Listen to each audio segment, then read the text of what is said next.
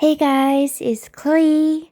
And since it's raining today, then the weather is so nice, I feel like starting a podcast episode so that I can come back and listen to it whenever. And so today's sharing is about dream. As you can see, I decided to choose dream as the theme for my year, this year, 2026. And one of my biggest dreams is to attend a BTS concert in Seoul. Like, I've been dreaming of it ever since I was 18 or 19. It was a big dream, and I know that not everyone is capable of traveling to Korea, and I didn't know where to start, but I just have a dream, a big dream within my heart. And let's go back to November 2025 when everything's all began. So back then, I was reading Namjoon's letter and the boys' sharings. And you know what? Your girl feel like the concert is gonna take place so soon. Okay? I can feel it inside my bones. So I was starting to prepare for everything that's gonna happen. I imagine myself attending the concert, sitting there in the stadium, watching the fireworks, traveling in Seoul. But how do we even begin, right? Everyone would be asking that. And so do I. And so I started asking myself a lot of questions, where to buy the ticket, how to sign up for the army membership, what is the pre-sale, how do we buy the ticket successfully. And I was hoping for tickets, not a ticket. So that's the dream. And how do I apply for the visa? I don't know. Everything is so brand new. I've never done it before. I was so scared. And I imagine further, if I were lucky enough to successfully secure the tickets and applied for the visa. So how do I stay safe? Where should I stay? How do I travel to the stadium back and forth? And so on. Especially, I've never done solo traveling abroad before, not even domestically. So, yes, in one hand, I got a very big dream, but on the other hand, I got like so many fears. It keeps me going at night, feeling very anxious. And so I thought to myself, this won't do. I need to find the answers to my never ending questions.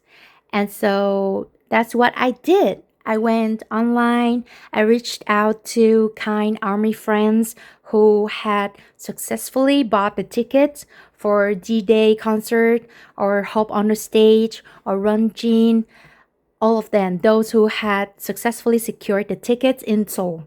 I reached out to all of them and they were so kind, so sweet to reply me within the message and show me how to.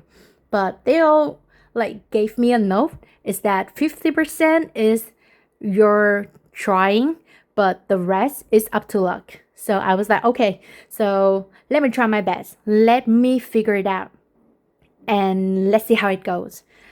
So I was so that was the process.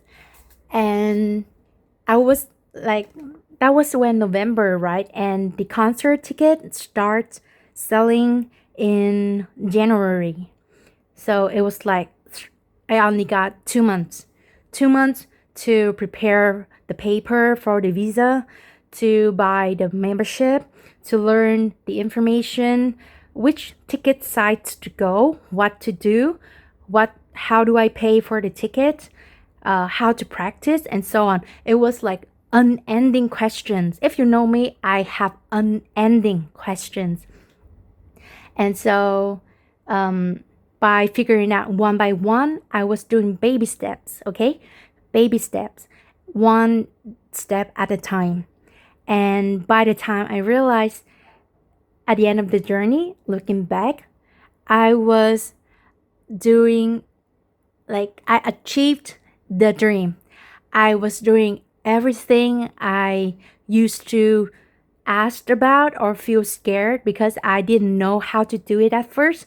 But eventually, those things turned into the things that I realized I'm very much capable of doing, and that it was scary just because I haven't experienced it yet, and I was learning on the go. Like uh, I was lost at the station, and I was like figuring my way out. Like those scenarios happened, and I got to how do I say develop an open mindset because everything can happen. But I trust myself enough to know that I can help myself out of the situation. And that built within me a self trust that as long as I put the work into it and give it my best, I will achieve it no matter what. And if it turns out not exactly as I think it would be, I also gain a lot from it. So it's a win win no matter what. So because you know that no matter what, you will learn or you will achieve it, there's no loss, there's nothing to lose. So I moved forward with that kind of mindset, and the journey itself brought me the experience and memories that will last a lifetime.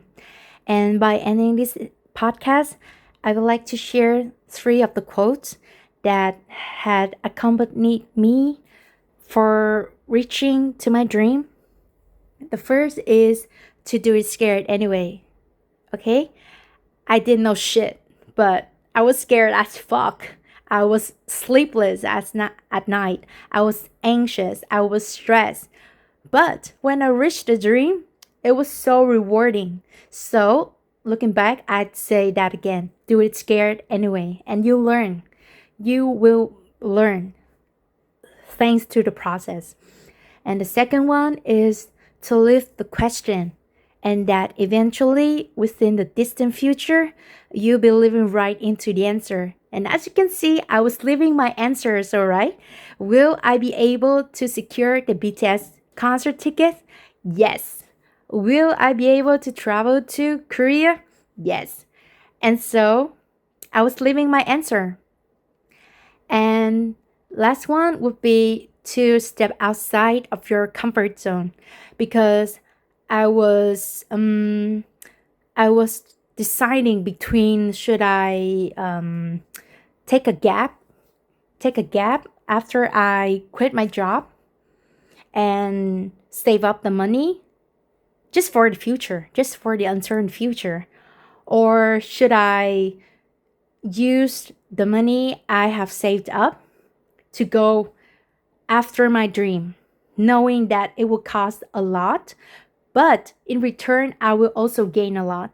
And I figured out that I would like to live a life that is full of experience. I don't want to save up for something I don't even know. Like, what am I saving for? This is my dream. I've been waiting for it forever. And so that's what I did.